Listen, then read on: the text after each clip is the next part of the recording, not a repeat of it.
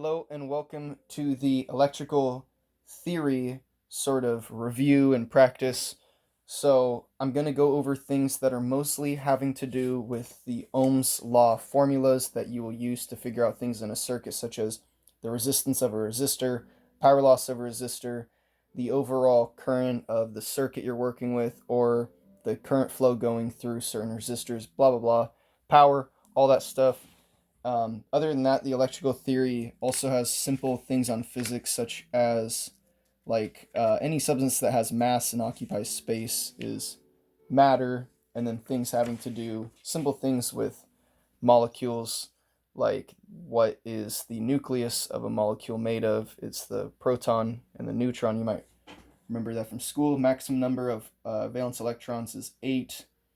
Current is the flow of, I don't see exactly where that one is, but the flow of electrons is the electrical current. Okay, there we go. I actually see it now. And then just things like that. Very simple. So those are kind of like no-brainer. So this will have to go with the Ohm's law.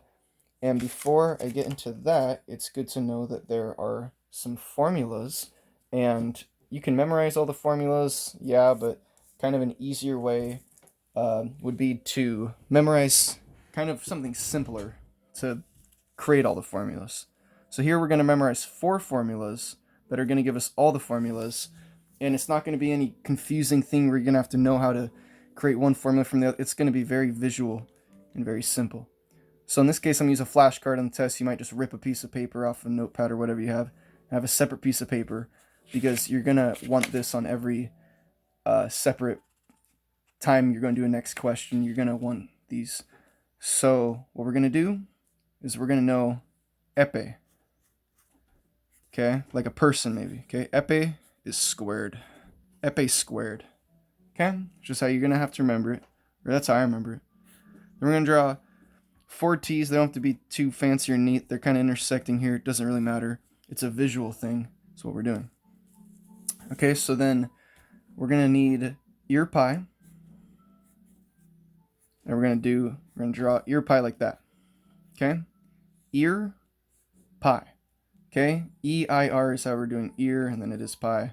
Might already recognize some formulas from what I'm doing already. Okay? And then we have Peter.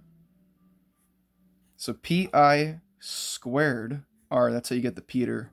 Really remember the squared, maybe bold it. Really remember that when you use this formula, you have to do the square. Same with the square here. So really keep those in mind. And then how do I remember the last one's kind of funny, is sometimes you have to pee really bad. Then I have to pee. So that's P. Okay?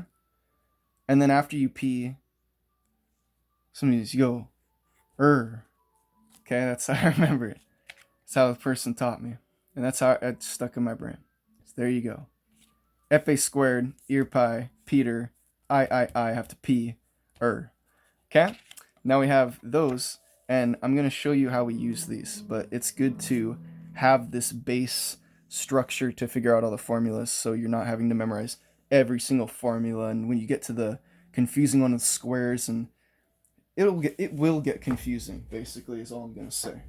So let's move on from there and get into an actual question. So we have 3 resistors connected in blank. So I'm going to do series and parallel for these first ones, and we're going to do these first ones as, I'll just put an S, series. Okay, so I'll put an S for series. These next questions will be series just for this first one. 3 resistors are connected in series. Resistors as followed: R1, R2, R3. I highlighted them. What is the total resistance? Okay, so I'm going to write down those resistors, but I'm going to explain to you the difference between series and parallel circuits if you don't know. Okay, so call this number 1, and whenever I'm working with a series or parallel circuit, I'm going to put an S or a P. I'm going to identify. I do an S and I circle it above it. So anything below this, I know this question is, or its answer is a series circuit. Answer for a series circuit question. Okay? Then, from there, I actually need to move something. There's some light piano music in the background. It's Schubert piano sonatas, if you're curious. Okay, so now we need to understand series and parallel circuits. I guess I'll just show you first. When I see any question and identify it's asking about total resistance, and I see these, I'll write that down. So it's asking about total resistance. I'm going to write down R total, and then I have 3 resistors. Other than that, you can do it however you want.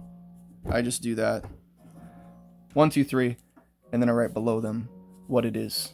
I recommend doing that because it's just a good way to do it. So I'm going to have 25 ohms as my first one, 10 ohms as my second, and 15 as my next. You already have an R below it, and you're working with formulas that use the R, so putting the ohm symbol might just get kind of cluttered after a while. If you're working with other things like volts and amps, you might want to identify that. But this is how I do it. It's pretty straightforward and simple. I separate the R total from the other resistances. Okay? And now we need to know something. If we have a series circuit, then how are we going to know? So if you have a series circuit, you're going to have, here's just going to be a resistor, and here's a plain little simple circuit. You have a resistor there. Let's say it's 15 ohms. Okay? So, and if we add more, let's say I'll just add another one here, 10, a series circuit, the current stays the same throughout the entire thing. But what happens is the voltage varies between each resistor, and it's in relationship to the resistor. So the voltage ends up adding together to create the total voltage. So if I had, these numbers may not be exactly correct if you math it out, but just for example, if I had, let's say 20 volts or something here, and then I had, I don't know, 15 here, and then 5 here. I'll just do this for example. So what happened is, basically your volts would add together, and your resistances would add together to create your either total voltage or total resistance. Okay, so in this case, we're going to imagine that we have that total voltage, and then we have 15 plus 10, so we're going to have 25 ohms also. But what happens is your current stays the same. So if you have any current, say we have 0.1 amps on this resistor, we're also going to have 0.1 amps on any of the resistors, and then also the total of the entire circuit is going to be 0.1. So in a series circuit, the current stays the same. I think of it visually. I visualize just the series circuit, that's why I'm drawing it. And then you have the current flowing through it. It stays the same, and then when you hit each resistor, then it's going to add the voltages and the resistance, and in series and parallel, the powers always add together to create your total power. So it's good to know your power of each resistor. Okay, now we're looking at parallel circuits. So you have a parallel circuit. I'm not going to draw these. I have some other ones drawn a little prettier a little later. Spent some time on. These ones are not pretty. Oh, I started doing it. Series circuit. Okay. So we have something a little different going on here. We have these resistors. It's not the prettiest. In parallel. You can see they're not in series. Okay, those were in series.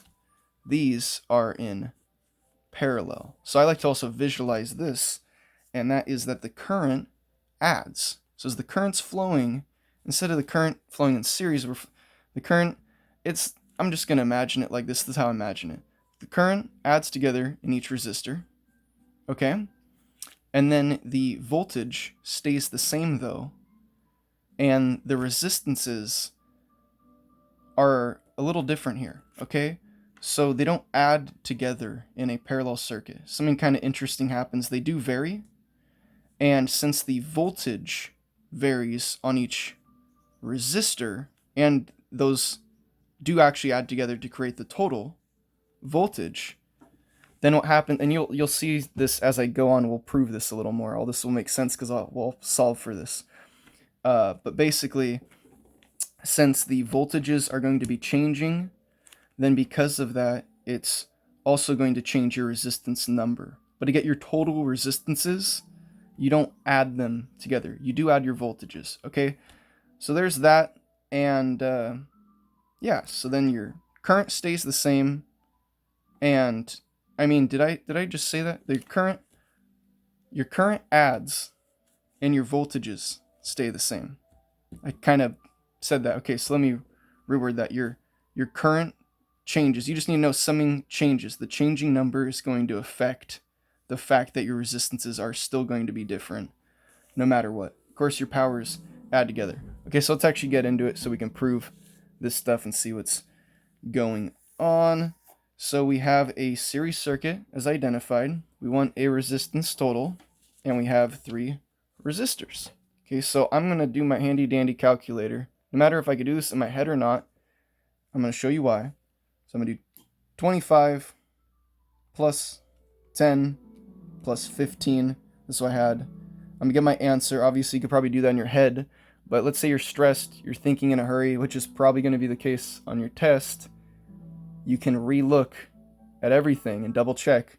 Okay, 25, 10, 15. I'm not going to do this every time, but just in the beginning I'm showing you. Double check, boom. We have 50.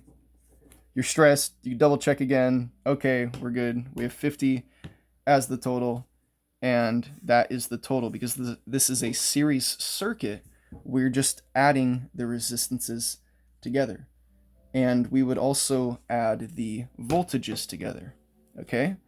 So then the next question says, if the question above, if a voltage drop of 45 volts is measured across resistor 1, what is the voltage drop of resistor 3?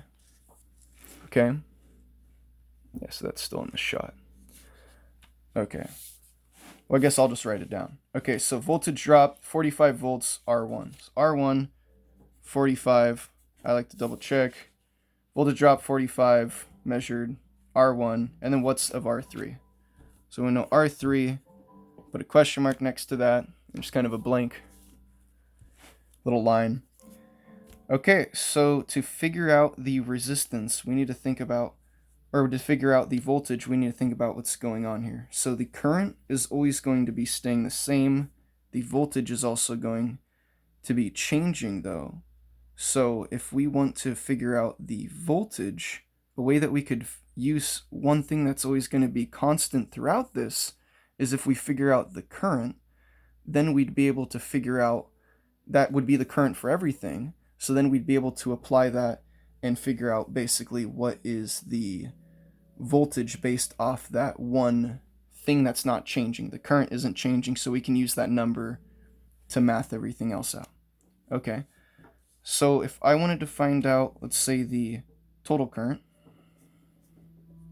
in this case, then I'm going to pull out that flashcard that I made. And what I want to use is volts, which I'm going to call E in this case, because you need to know E is electromotive force, which is why it's called E for voltage here. Okay? So you have 45 volts. We have an E and we have an R. We want I. So I look at this, and if I want an I, and I have an E and an R, I'm going to do E divided by R. That's how this works. If it's above to below, that's divided. If it's side by side, that's times. So let's say I wanted an E, I'd do I times R. In this case, I want an I, so I'm doing E divided by R. Okay? So E over R, and I'm not just going to do E over R, but I'm going to do E total over R total, just to really make sense of this. But in that case, actually, I don't have E total. Or I don't have a R total, excuse me. Or no, I don't have E total. Yeah, it's okay. Sorry. But you see that I don't have the total of the voltage, so it's like, what do I do? Well, I told you the current stays the same. So now let's figure out the current. We do E over R, so we do have 45 and 25. So 45 over 25 equals the current of resistor 1. So I'll just call I1. Okay, so now we need to do 45 over 25. We get 1.8. Now that I have 1.8, that's my current in that resistor, but the current stays the same in all the resistors, so that's also my I total. Because it's my total, now I have my number to work with, is why I squared it or circled it or whatever you want to do. I normally actually circle things like that, and I square my final one. So I normally would have circled that. So okay, that's the number I want to use now. And now I want to know the voltage of this. So if I want to know the voltage, so I'll say E3, and I'm working with my R3 and my I total.